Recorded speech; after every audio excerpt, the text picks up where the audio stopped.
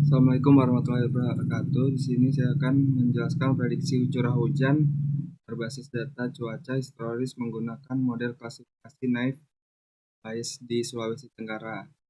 Pertama-tama perkenalkan lebih dahulu, nama saya Mreki Kurnian, NPM 2359201086. Naive Bayes merupakan metode pengukuran berdasarkan probabilitas sederhana dan rancang agar dapat diperkirakan dengan asumsi antar variabel penjelas saling bebas atau independen.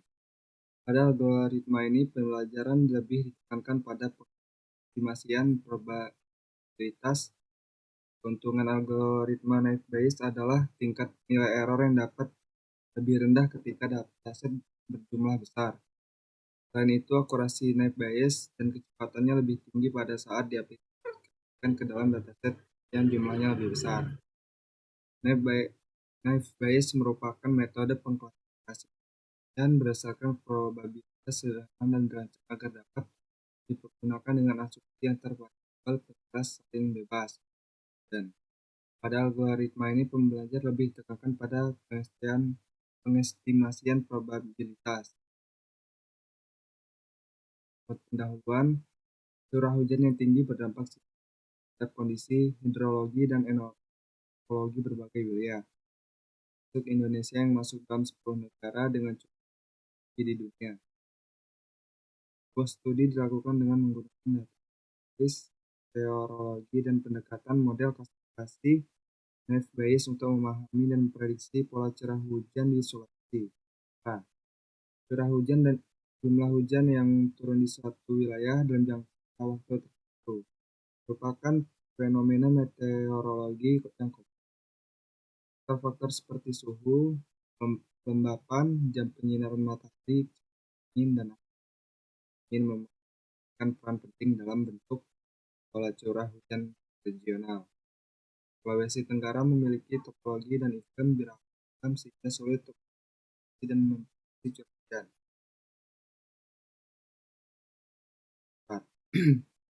Dalam konteks ini, penelitian ini berfokus pada pengembangan metode prediksi curah hujan menggunakan metode klasifikasi Naive Bayes berdasarkan data historis meteorologi di Sulawesi Tenggara. Naive Bayes dipilih karena efisiensi dan kecepatannya, bahkan dengan kumpulan data kompleks, dan karena kemampuannya menangani data kategorikal dan numerik.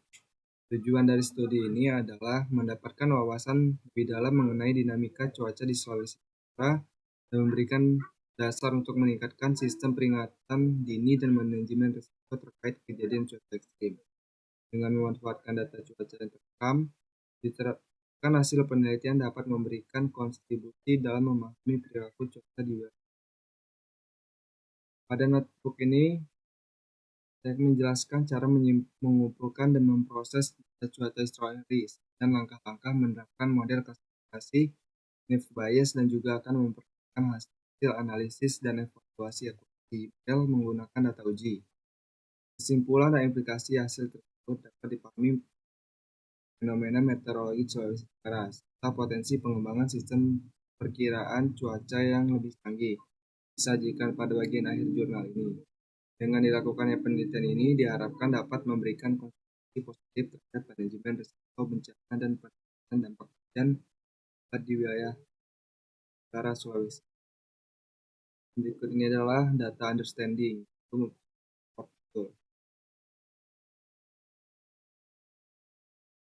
Dan ini datasetnya, ada tanggal, suhu minimum, suhu maksimum, suhu rata-rata, kelembapan relatif rata-rata, curah hujan, durasi penyinaran matahari dalam jam, kecepatan angin dalam meter per detik, arah angin dalam derajat, angin rata dalam meter per detik. Ini ada tanggalnya berurutan dari tanggal 1 bulan 1 hingga tanggal 1 bulan 10. Cara pemrosesan data, temukan nilai 0 pada data.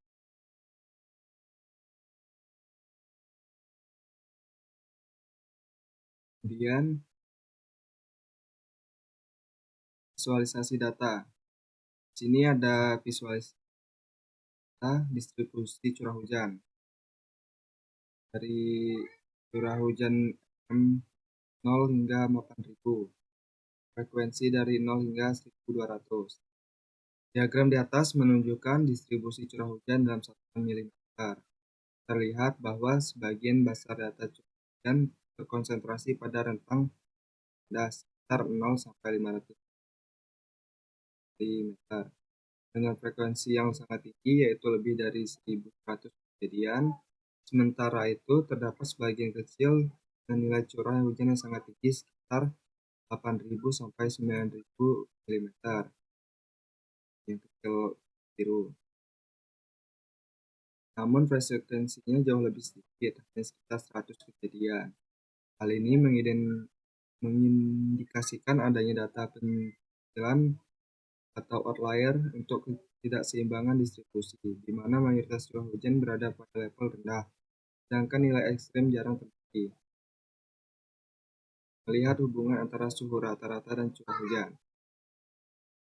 Ini ada titik-titik warna hijau.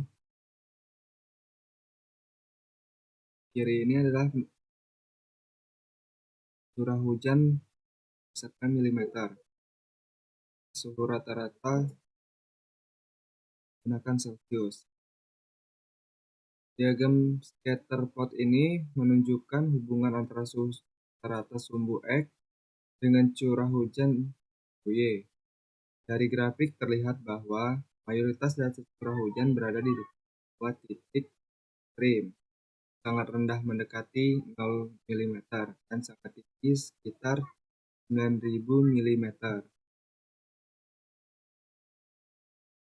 Pola ini tidak menunjukkan hubungan yang jelas atau linear antara suhu rata-rata 24 hingga 33 derajat Celcius dengan curah hujan. Hal ini menandakan adanya kemungkinan data penyicilan outlier atau distribusi data yang tidak seimbang, sehingga hubungan antara suhu dan curah yang sulit diinterpretasikan secara langsung dari diagram ini.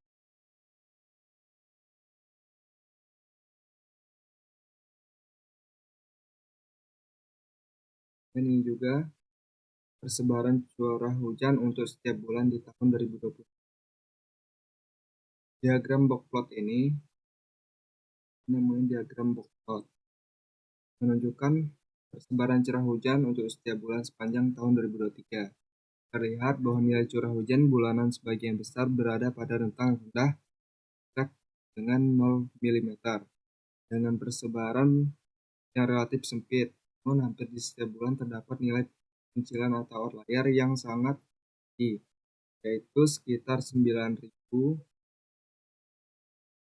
ini. Kehadiran penyicilan ini membuat distribusi terlihat tidak seimbang, karena mayoritas data menunjukkan curah hujan rendah, sementara hanya sedikit data yang memiliki curah hujan tinggi. Hal ini mengindikasikan adanya anomali atau kemungkinan kesalahan pencatatan data. Kemudian data preparation. Spelling.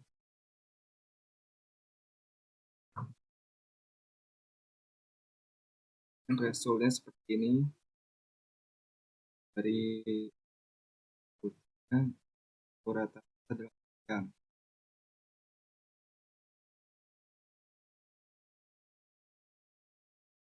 Kemudian ada coefficient metric. Coefficient metric ini menunjukkan performa model klasifikasi dengan dua kelas, ya dan tidak. True negatif, 50 data aktual tidak diprediksi dengan benar sebagai tidak. False positif, FP data aktual tidak salah diprediksi sebagai ya. False negatif, Fn 11 data aktual ya salah diprediksi sebagai tidak. True positif, 59 data aktual ya diprediksikan dengan benar sebagai ya. Dari hasil ini dapat disimpulkan bahwa model mampu mengenali kedua kelas yang baik, meskipun masih terdapat kesalahan prediksi, terutama pada data tidak yang salah diklasifikasikan sebagai ya. Jadi kesimpulannya berdasarkan hasil penelitian dengan judul Prediksi Curah Hujan berbasis data cuaca historis menggunakan model klasifikasi Naive Bayes di Sulawesi Tenggara. Dapat disimpulkan bahwa model Naive Bayes mampu digunakan untuk melakukan prediksi curah hujan dengan tingkat akurasi yang cukup baik. Analisis distribusi data menunjukkan adanya ketidakseimbangan dan pencilan outlier yang dapat diperhatikan karena dapat mengaruhi kualitas prediksi. Hasil evaluasi melalui coefficient metric memperlihatkan bahwa model berhasil mengkategorikan dengan sebagian besar data dengan benar pada rahasia atau kelas hujan maupun tidak ada hujan. Namun masih tetap prediksi berupa false positif dan false negatif yang menunjukkan adanya keterbatasan model dalam menangani data dengan valid.